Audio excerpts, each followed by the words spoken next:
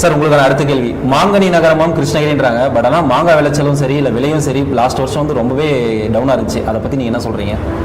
அதை பற்றி சொல்லணும்னா பார்த்தீங்கன்னா மாங்காய் வந்து நம்ம ஊரில் கிருஷ்ணகிரி டிஸ்ட்ரிக்டில் தான் ரொம்ப அதிகமான. ஆமாம் இல்லைங்களா? அதில் வந்து 2 வகையான ஃப்ரூட்ஸ் இருக்குது. ஒன்று வந்து பார்த்தீங்கன்னா டேபிள் ஃப்ரூட், அதாவது நம்ம சாப்பிட்றது. ஓகே. இதில் பார்த்தீங்கன்னா மல்கோவா இந்த மாதிரி பெரிய பெரிய வெரைட்டி வருது இல்லைங்களா? இம்மா பசந்த் இதெல்லாம் வந்து நம்ம சாப்பிட்ற ஃப்ரூட். அதுக்கு உண்டான விலை வந்து எப்பவுமே குறையிறது, அதுக்கு கிடச்சிருது.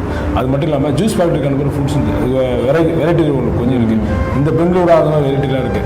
ஆனால் அந்த வெரைட்டியில் இருக்கிற மாங்காவுடைய விவசாயிகள் மட்டும்தான் பாதிக்கப்படுறாங்க. எப்படின்னு கேட்டிங்கன்னா, அந்த மாங்காய்க்கு ரேட் ஃபிக்ஸ் பண்ணுறது பார்த்தீங்கன்னா இங்கே பெரிய பெரிய ஜூஸ் ஃபேக்ட்ரி ஓனர்ஸ் இருக்காங்க. அவங்கெல்லாம் சேர்ந்து தான் ரேட் ஃபிக்ஸ் பண்ணுறாங்க. இப்போ நாங்கள் ஆட்சிக்கு வந்தால் கண்டிப்பாக அந்த மாங்காய்க்கு ரேட் ஃபிக்ஸ் பண்ணுறது வந்து கவர்மெண்ட்டே ஒரு ரேட், விவசாயிகளுக்கு லாபம் வர மாதிரி ஒரு ரேட் ஃபிக்ஸ் பண்ணி கொடுக்கறதுக்கு ஆன ஏற்பாடுகள் கண்டிப்பாக தளபதி ஆட்சியில் செய்யப்படும்.